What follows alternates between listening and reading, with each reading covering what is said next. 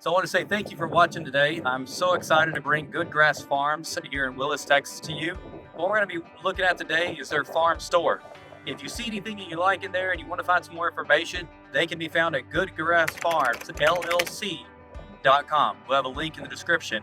We're going to be looking at clean pork, grass-fed, grass-finished beef. Of course, they got plenty of raw milk, homemade cheese, they got ghee, they've got creamy honey butter, they've got sourdough bread, got a lot of things. And Miss Camille, who runs this farm, is going to be teaching so many different things about it. So I hope you enjoy watching as much as I enjoyed learning. This was our office, and then we converted to a shop. Our primary product being milk, which we have to restock, which is what you folks just did. Usually we have these full, both fridges, and extra in the back if we need to. So these are full for your milk. And here, then we'll travel, and I've got grass-fed beef, grass-fed ground beef, grass-fed paleo or caveman blend, some steaks, all grass-fed, grass-finished out of Waller. This is from Kingdom Oaks. This is amazing.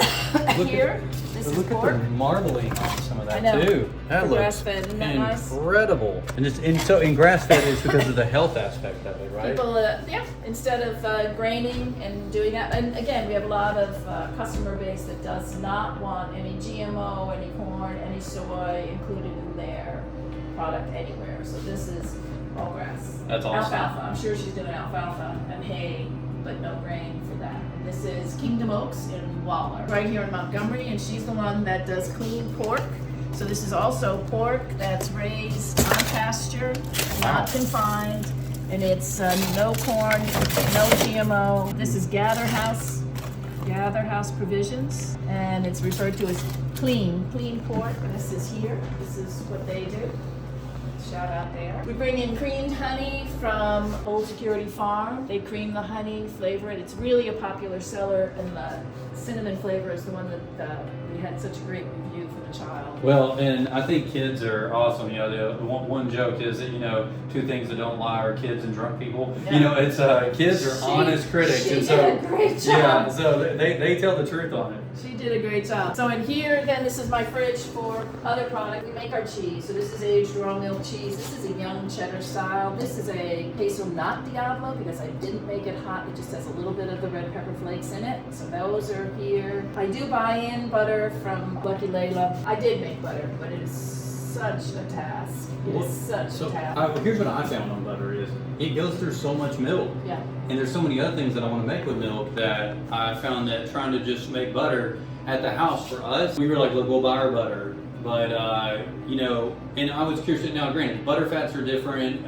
diet for the cow is going to make an impact on this, in my understanding. But we were taking about 2 gallons of milk to make 1 pound of cheese, so about 1 pound of cheese. I don't know what type of yield you look at, but when I looked at that and then I thought about, okay, what is milk, the value of milk? And then the truth is, cheese that you make at home, it costs a lot in milk. It's very valuable. Now, it's incredible, but it does take a lot. Yeah, so when we do cheese, we put in anywhere from 26 to 40 gallons of milk for cheese. And so how much cheese do we make 3 8-pound wheels of cheese. Out of anywhere from 26 to 40, Yeah, depending on it depends. butter fat content. Flex. Then we have a huge amount of whey, which is actually highly sought by my friends raising pigs. Makes sense. And if we clean catch, there are people who want the whey for their smoothies and other items. I don't try to go through with the whey and make any ricottas, or I just don't. And I'm coming away with 40 gallons of whey. I hate saying it. There's times where I just have to toss it. I have nothing to do with it. Yeah, I just can't. Because I'm assuming you dehydrate it for whey protein, but I don't Not know. here. Dehydrating for that, yeah. Well, I don't I'm assuming have. that's how they make it. Oh, yeah. I haven't done it myself. That's a special license. Oh, That's something else. So we don't do that. It goes to the pigs. It goes to the pigs. It goes to the gardeners. It goes to fertilizer out in the field, which you can use for fertilizing. Yeah. Spread it in your garden. Spread it on your fruit trees. It's fertilized. Sweet one, which is what your fresh cheese is. So we make that, and I do buy that. But I buy the butter, and I make yogurt. I mix yogurt, which again depends on how much milk we have. And then these eggs, I bring in some, and then I have a neighbor who brings them as well. The flocks are maintained on a non-GMO, no corn, no soy. Again, for the people who can't tolerate any soy, no GMO, no corn. So those eggs are highly sought after. And there are different times where if I have enough milk to pasteurize, I do make some soft cheeses, some quark, but I just haven't had until these other cows come fresh and in. There's no way. But we have other interesting things behind here. We have ghee here. For somebody who doesn't know what ghee is, can you tell them what ghee is? Ghee is butter that you have melted down and removed all the milk solids out of, so it will not burn and it will cook at a high temp. Cooks at a very high temp without burning. So this is, I have here, I am not allowed by my licensing laws to sell liquid colostrum, so we freeze dry it and sell it for animal use. I do carry some jams here that were produced locally. We have a little bit of a sale here. Coming in, I have local honey from Big Thicket Beekeeping. This actually was harvested out in Cut and Shoot. These folks come to our monthly farmers market, small but mighty farmers market. It's a third Sunday of every month. I try to really keep it as local and as food centered as possible. Not much crafting, mostly food, mostly raw materials. And it's a great farm. They produce olives, olive oils. Now they're doing some balsamic vinegars, interesting foods. And they had they had a wonderful orchard, olive orchard in Madisonville, which completely was destroyed during Uri. Lost the entire orchard, so they're restarting now with tree crops.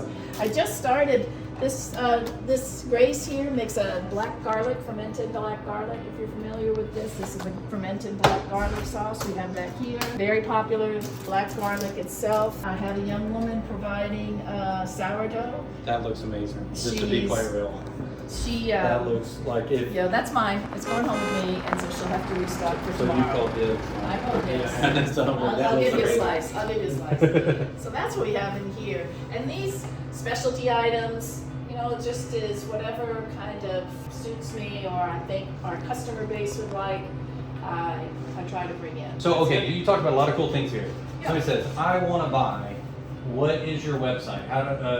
Website, phone, what is the best way to reach you? Through the website. I'm encouraging people to do the website, which is Good Grass Farm. There's an LLC at the end. You have to put that in or you end up in Virginia, I think. So Good Grass Farm One word. LLC. Or questioned whether we had any available, you can email me through the website, and I Perfect. respond like that. So that's the best way to get to us. My contact information, everything is listed on the website. Well, again, thank you for watching today. I want to encourage you to like and subscribe because we get some more cool stuff coming. We're going to be exploring how they milk the cows, what the processes are, looking at some of their fields. We're going to be learning a little bit about how they make cheese and other things of that nature. Plus, we have a segment coming up on stay-at-home moms and how they can get involved in the local farming community. You're not going to hear from me. You're going to hear it directly from one of the stay-at-home moms themselves.